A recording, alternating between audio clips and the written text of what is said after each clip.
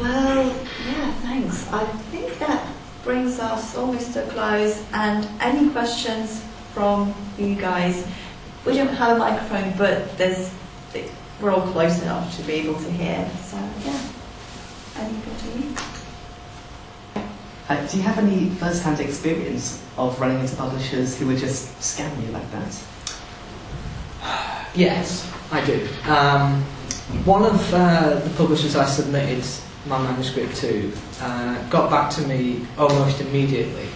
I'd sent they had this submit form and you could submit a first chapter or so and your details, and they got back to me within 2 minutes, which to me suggested they hadn't read it, and this was at a period where I was just submitting it out to 5 or 6 publishers at a time.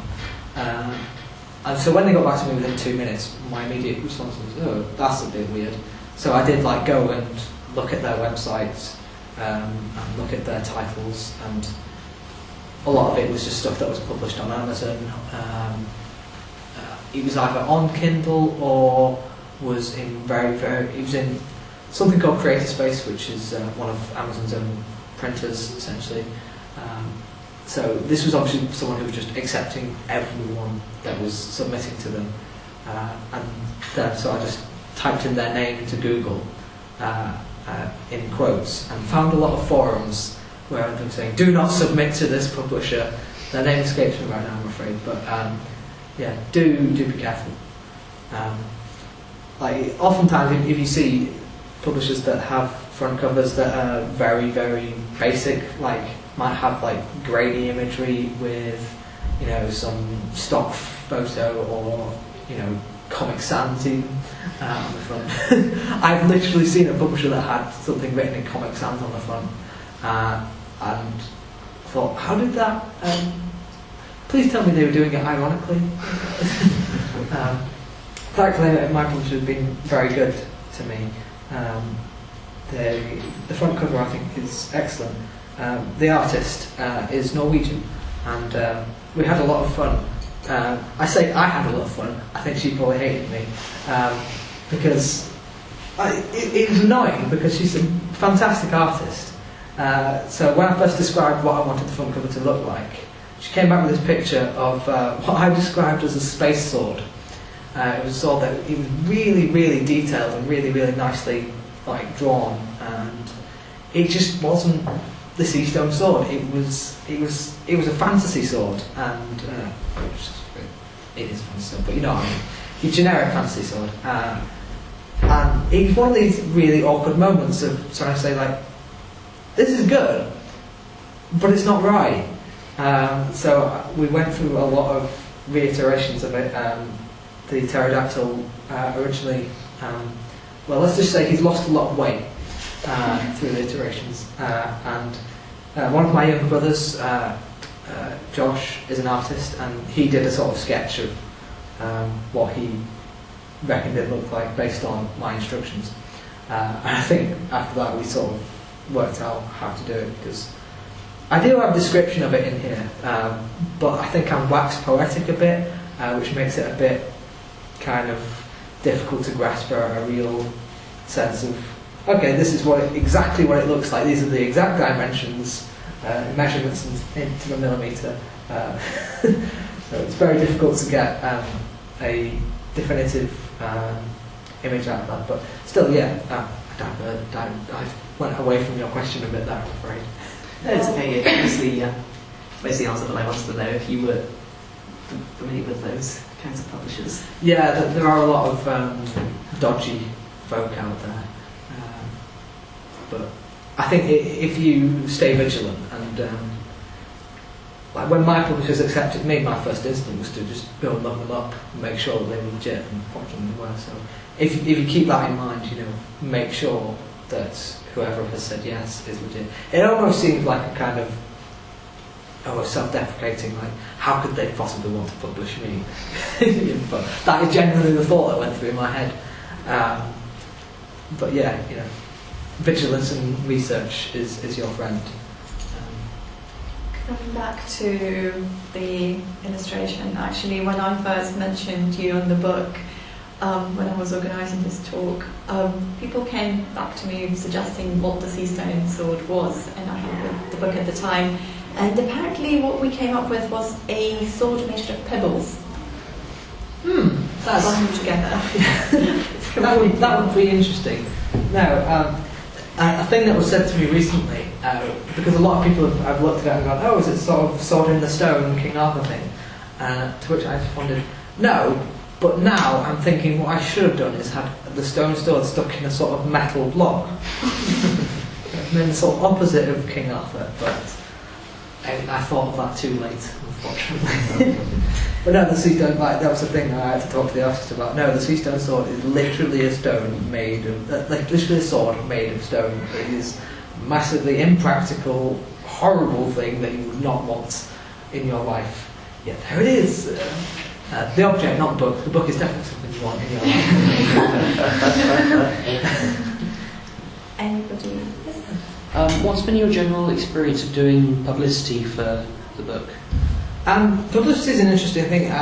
Because my publisher's a small press, they're not HarperCollins, they can't distribute adverts everywhere and get you thousands of sales per minute, which apparently some people get upset about. It is very much, the publisher can do what they can, and then you put in your own efforts and you get out of it what you can.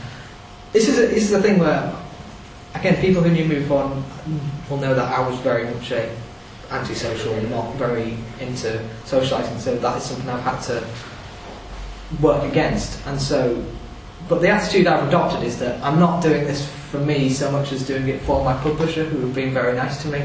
So that sort of gives me that boost to go up to Waterstones. I went to Waterstones in Wigan and asked them, can I do a signing? I've got a book, can I do a sign of it? Please, thanks.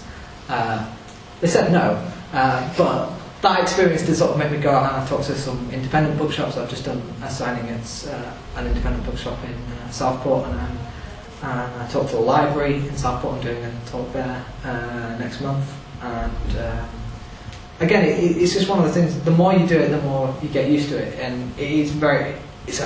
I don't want to mince words, but it is a massive hurdle to get over. Is the first one to actually go out and talk to someone and say, "Can I do a thing, please? Thanks." And you know, if they say no, that you've got to be able to sort of get beyond that. Publicity has sort of expanded from there because you've got the internet as well, so you've got to do a lot of internet publicity, and people are cynical, and you have to take that into account because not everyone's going to, you know, like I have Tumblr where I occasionally will post links to my book and various promotional material. But you know, again, people are a bit sort of, they want to get something out of it, I think, a lot of the time. One of the things I really enjoyed doing was we made a promotional video, a sort of trailer type thing, where we made a prop of the Seastone sword. It's about yay high. It's made of balsa wood with plaster and stone all over it. So we filmed this promotional video. We went to the beach in Formby and running around on the beach at 4 o'clock in the morning, and so you know, anything like that where you've got a creative way of creating some kind of promotion, some kind of advert that you can put out there. Again, it becomes not so much I'm advertising my book as I want to get this new thing I've created out. I really enjoy making adverts as well. It's a bizarre thing I've discovered about myself. I've enjoyed making adverts which I've had put in newspapers, and I think if it's something you can enjoy, if you can get some enjoyment out of doing the promotion, it really adds to it. So my experience has been, once you get over the hurdle of the embarrassment, let's face it, of having to disturb someone's day and ask them, can you do a thing, you do gain a bit more confidence as you go along, which I know is the advice you hear all the time. Unfortunately, I don't have any clever and silly tricks that I can tell you. All I can say is it's do something that you enjoy, because if it's like, because I really want it to do well, not just for me but for the people who've been kind enough to publish it, and making something of it, being as creative and enthusiastic as you can be is the key, I think. I hope that answers your question. I think I rambled a bit. Shall we say one more and round it off? What emotions do you experience when you write? What emotions do I experience when I write? Depends what the scene is. I have had scenes where the characters are doing something like running away from something or running towards something, and I find myself typing faster, and you find yourself, really getting into it. And then they ran around this corner, and then there was a thing there, and then they had to run away from the thing, and then there was a different thing, there was a bigger thing, and again, you realize, part of you realises that I'm going to have to rewrite this at some time and replace the word thing with something different. And then there's one particular scene which people have hated before, that I genuinely got a bit choked up writing it,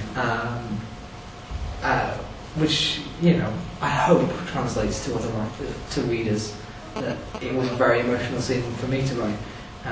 It involved a character I enjoyed writing and had to put them through some very terrible times, and so I think occasionally you do have these scenes where when it's a very emotional scene, if you get into it and you really you sort of lose yourself in the activity, it can be a very jarring experience to come out of that. Because I remember towards the end of the book I was writing a very pivotal scene where something dramatic was being revealed and the character had to react in this genuine emotional way, and then I got called down for tea. I had to go back to it after tea and go, what was I doing? So yeah, you do feel the emotions of your characters sometimes, and sometimes you just say, and then so and so died and it was hilarious. Well, on that rather cheerful note,